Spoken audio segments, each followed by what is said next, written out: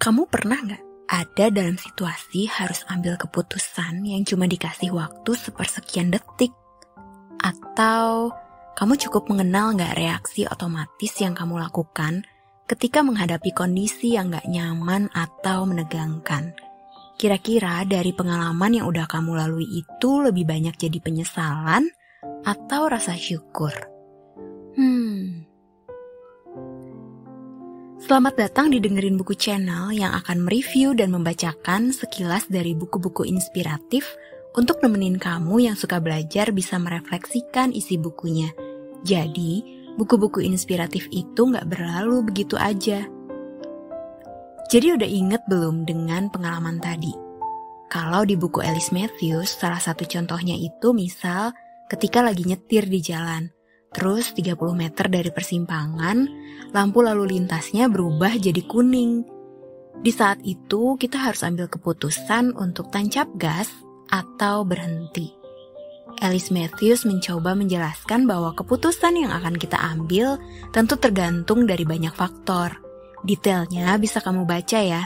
Jadi sekali lagi aku mau terus ajak kamu untuk beli bukunya supaya kita juga bisa renungkan sama-sama. Lanjut ya. Jadi salah satu dari beberapa faktor itu ditulis kalau kepribadian kita akan mempengaruhi keputusan yang kita buat. Kamu setuju dengan pernyataannya? Simpen dulu jawaban setuju atau enggaknya ya. Dengerin Buku Channel mau share tentang sesuatu yang mungkin sebagian dari kita udah tahu atau mungkin ada yang belum tahu. Kira-kira kamu pernah tahu nggak? Kalau dalam jiwa kita itu ada bagian yang gak kita sadari tapi berperan cukup besar. Terutama ketika kita harus mengambil keputusan dengan waktu yang sangat cepat. Atau kalau dalam keseharian, entah itu menentukan pilihan atau reaksi otomatis kita yang tanpa pikir panjang ketika menghadapi kondisi tertentu. Itu sebetulnya peran dari bagian diri yang gak kita sadari. Bagian itu kita sebut unconscious. Teori ini pernah dicetuskan oleh seorang ahli psikoanalisa yang bernama Sigmund Freud. Jadi menurut Freud, dalam diri kita ada 3 tingkat kesadaran. Gambarannya itu seperti gunung es. Ada yang kita sadari dan orang lain juga bisa lihat, tapi ada juga yang tersimpan, gak terlihat sama orang lain tapi mungkin kita cukup tahu. Dan ada juga bagian terdalam yang seringkali gak kita sadari, tapi itu jadi bagian penting yang biasanya mempengaruhi bagaimana kita berpikir, merasa, dan bertingkah laku. Dan bagian itulah yang sebetulnya perlu kita gali agar kita bisa lebih mengenal diri dengan utuh. Kenapa dengerin Buku Channel sharing tentang ini? Supaya sebelum kita lanjut bahas tentang Rahab, kita punya gambaran tentang apa itu keputusan sepersekian detik. Karena kisah Rahab yang dibahas sama Alice Matthews, penekanannya memang tentang keputusan sepersekian detik. Namanya juga sepersekian detik, sangat mendesak, gak ada waktu pertimbangan ini itu, gak ada waktu untuk berdiam dan minta petunjuk Tuhan, gak ada waktu untuk tanya sana sini. Tapi bagian terdalam diri kita yang seringkali gak kita sadarilah yang akhirnya mendorong kita mengambil keputusan. Itulah kenapa kadang ada yang akhirnya kita sesali, karena mungkin aja unconsciousnya kita itu, misal dalam tanda kutip, belum sehat.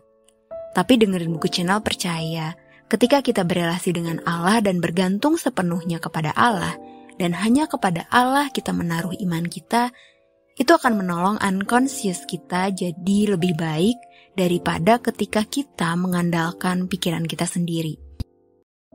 Malcolm Gladwell juga percaya itu, kalau seringkali unconscious kita justru menghasilkan keputusan yang lebih baik daripada keputusan yang kita pikirin lama dengan mengandalkan pikiran kita sendiri yang terbatas. Tapi dengan catatan, unconscious kita udah ada campur tangan Roh Kudus, karena bisa jadi salah satu bentuk pemeliharaan Tuhan dalam hidup kita adalah menolong kita mengambil keputusan sepersekian detik dengan bijak. Bijak bukan karena mengandalkan pikiran sendiri, tapi karena Allah yang menolong. Nah, kalau kita udah mengerti tentang konsep yang tadi kita bicarain, akan jadi lebih mudah untuk merenungkan kisah Rahab dengan keputusan sepersekian detik yang dia ambil. Di bab ini ada yang menarik karena di bagian awal Ellis Matthews mengkontraskan keputusan Rahab yang mengambil pekerjaan sebagai pelacur dengan keputusan Rahab untuk berpihak kepada dua pengintai. Langsung kelihatan beda ya. Keputusan pertama mengambil pekerjaan yang gak sesuai dengan kehendak Tuhan. Tapi satu lagi, keputusan sepersekian detik yang akhirnya dipakai Tuhan menyelamatkan bangsa Israel, dan keduanya itu dilakukan oleh satu orang. Dari perbedaan ini mungkin kita jadi mulai setuju dengan yang tadi kita bahas. Kalau seringkali keputusan yang diambil dengan banyak pertimbangan, mungkin Rahab dulu mempertimbangkan kondisi ekonomi, pengaruh keluarga dan lingkungan, atau ada pengalaman tertentu yang membuat dia akhirnya jadi pelacur. Dan mungkin dulu juga dia belum kenal Tuhan. Tapi justru di saat kondisi terdesak, harus segera ambil keputusan, ternyata keputusan dia malah menyelamatkan bangsa Israel dan melawan bangsanya sendiri, tapi itu yang jadi kehendak Tuhan. Kenapa bisa begitu ya? Kenapa dia bisa seberani itu? Padahal kalau dari identitasnya Rahab, dia harusnya ikut menghancurkan Israel, tapi dia berani mengkhianati bangsanya untuk menyelamatkan nyawa dua orang yang sebenarnya nggak dia kenal. Ellis Matthews juga menuliskan, kalau keputusan sepersekian detik yang diambil Rahab ini menunjukkan siapa dirinya, apa yang dia yakini, tentang dunianya, dan tentang Allah yang menolongnya punya keberanian untuk melawan bangsanya. Apa iya Allah hadir dalam unconscious-nya Rahab? Apa iya Rahab mengenal dan percaya sama Allah Israel? Pertanyaan itu terjawab ketika setelah melindungi dua pengintai, Rahab mendatangi mereka di sotoh rumahnya. Rahab berkata, "Aku tahu bahwa Tuhan telah memberikan negeri ini kepada kamu dan bahwa kengerian terhadap kamu telah menghinggapi kami dan segala penduduk negeri ini gemetar menghadapi kamu. Sebab kami mendengar bahwa Tuhan telah mengeringkan air laut Teberau di depan kamu ketika kamu berjalan keluar dari Mesir." Rahab juga berkata, "Tuhan Allahmu ialah langit di atas dan bumi di bawah." Ini sih jelas banget ya. Ternyata dari sekian banyak yang didengar Rahab tentang Allah Israel, dia percaya akan kuasa Tuhan. Padahal tentara Yeriko juga cukup mengerikan. Rahab juga mungkin udah sering dengar tentang kekuatan tentara Yeriko, tapi dia lebih percaya kepada Allah Israel.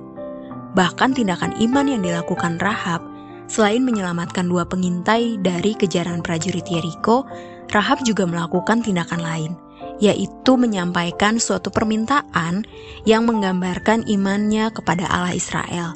Dia meminta agar orang tua dan saudara-saudara laki-laki serta saudara perempuannya dipelihara ketika Allah menyerahkan Yeriko kepada para penyerbu. Cerita selanjutnya, setelah mereka sepakat, Rahab menurunkan dua pengintai itu dan memberikan arahan supaya dua pengintai gak sampai tertangkap prajurit Yeriko. Rahab pun mengikat tali merah di jendela sebagai tanda sesuai arahan dari dua pengintai, supaya dia dan seisi rumahnya selamat. Setelah itu Rahab pun menunggu. Singkat cerita, akhirnya tiba waktunya Tuhan berfirman bahwa Yeriko akan diserahkan kepada bangsa Israel. Kamu bisa baca di Yosua 6. Tuhan memberi Yosua salah satu rencana pertempuran paling aneh yang pernah dicatat. Yosua membuat pawai. Ada prajurit bersenjata di bagian depan, diikuti imam yang bawa sangkakala tanduk domba, disusul imam yang bawa tabut perjanjian, diikuti lagi dengan prajurit bersenjata, dan mengelilingi kota Yeriko dengan tiupan sangkakala dari para imam, sedangkan orang Israel lain yang ikut pawai harus diam. Hari pertama setelah selesai dikelilingi, mereka pulang ke perkemahan dan kembali melanjutkan hal yang sama sampai hari ke-6. Lalu di hari ke-7, mereka melakukan hal yang sama, tapi mengelilinginya sebanyak 7 kali. Setelah selesai mengelilingi ke-7 kalinya hari itu, Yosua memberi tanda. Sangkakala ditiupkan dan bangsa Israel bersorak, lalu tembok Yeriko itu runtuh. Semua prajurit bersenjata memanjat reruntuhan dan bertempur dengan misili Yeriko. Yeriko pun hancur total, tapi hanya satu rumah dengan jendela yang ada tali merah menjuntai menjadi tempat berkerumun orang Israel, dan Yosua pun memberi perintah kepada kedua pengintai untuk membawa Rahab dengan keluarga dan seluruh kaumnya keluar dan mereka diberikan tempat tinggal di luar Yeriko. Dalam Yosua 6 ayat 25, kita melihat bahwa Rahab tinggal di antara bangsa Israel dan bersatu dengan umat Allah. Rahab mengingatkan kita bahwa bergabung dalam keluarga Allah tidak ada hubungannya dengan kebaikan kita, tetapi semata-mata terkait dengan kasih Allah. Melalui seorang pelacur, Allah mengajarkan bahwa kita diselamatkan oleh kasih karunia, bukan karena kebaikan kita. Bahkan bukan hanya itu aja. Kalau kita baca Matius 1, kita akan menemukan bahwa Rahab adalah ibunya Boas, buyutnya Daud, dan itu artinya Rahab adalah nenek moyang dalam silsilah Yesus. Mungkin sekilas terpikir, apa Tuhan gak salah pilih? Kok bisa seorang pelacur yang jadi nenek moyang Yesus? Tapi dari kisah Rahab kita belajar bahwa iman yang aktif itu bisa ada dalam diri seseorang tanpa mempermasalahkan latar belakangnya. Masa lalu itu nggak relevan, tapi yang penting bagi Allah adalah masa depan. Apapun yang ada di belakang kita nggak sepenting apa yang ada di hadapan kita. Masa lalu Rahab nggak lagi relevan. Satu-satunya yang relevan adalah yang ia putuskan untuk masa depannya melalui iman. Begitupun dengan kita, masa lalu kita nggak relevan. Tapi kalau kita fokus pada masa kini, kita juga perlu menyadari bahwa apa yang kita putuskan saat ini mempengaruhi masa depan kita akan seperti apa. Dan mungkin keputusan itu adalah keputusan sepersekian detik yang harus segera kita putuskan, yang menunjukkan siapa diri kita yang sebenarnya, apa yang kita yakini tentang diri kita, dunia kita, dan siapa yang menjadi Allah kita. Kalau Rahab merespons kabar tentang Allah Israel dengan percaya dan akhirnya Allah hadir dalam pikiran dan unconscious-nya, sehingga menolong Rahab membuat keputusan sepersekian detik yang berpihak kepada Allah. Dan akhirnya Rahab terhitung sebagai tokoh iman yang ditulis di surat Ibrani. Dan Yakobus 2 ayat 25-26 juga sebagai teladan mengenai iman yang nyata diekspresikan melalui perbuatan. Jadi mulai mengerti ya, kenapa justru keputusan sepersekian detik yang diambil Rahab itu sejalan dengan kehendak Tuhan. Lalu bagaimana dengan pengalaman kamu? Apakah Allah sudah hadir dalam hidup kamu? Apakah kamu mengenal dan bergaul dengan Allah yang kehadirannya akan menolong kamu juga mengenal dan menguduskan apa yang jadi unconscious kamu? Sehingga ketika kita diperhadapkan dengan satu situasi yang membuat kita harus mengambil keputusan di saat itu juga, Tuhan yang melampaui pikiran kita akan menolong supaya keputusan itu seturut dengan kehendak Tuhan yang memang tinggal dalam hati kita sebagai bukti penyertaan dan pemeliharaan Tuhan. Dan buat kamu yang masih bertanya, aku udah berelasi dengan Tuhan belum ya? Atau selama ini aku hanya menjalankan ritual agama aja? Cari tahu jawabannya dengan nonton rangkaian video review buku John Stott yang ada di playlist Why I Am a Christian. Sambil kamu refleksikan dengan pengalaman kamu, nanti kamu akan menemukan undangan dari Tuhan untuk berelasi dengan kamu. Sampai ketemu di renungan selanjutnya. Tuhan memberkati.